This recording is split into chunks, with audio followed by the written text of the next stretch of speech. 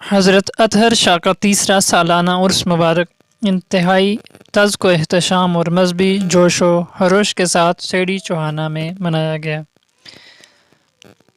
عرس پاک کی تقریب کے آغاز میں صبح سے قرآن خوانی و ختمات المعظمات کا ورد کیا گیا۔ دوسرے روز علماء کرام نے اولیاء کرام کی تعلیمات پر روشنی ڈالتے ہوئے فرمایا کہ اولیاء کرام کی تعلیمات ہمارے لیے مشعل راہ ہے۔ اولیاء اللہ نے انسانیت سے محبت کے ذریعے بر صغیر میں اسلام پھیلایا۔ آج بھی اولیاء کرام کا فیوز و برکات جاری ہے۔ اولیاء کرام نے اللہ تبارک و تعالی اور نبی کریم صلی اللہ علیہ وسلم کی محبت کا پیغام عام کیا، جس پر عمل کر کے ہم دنیا و آخرت میں سنوار سکتے ہیں۔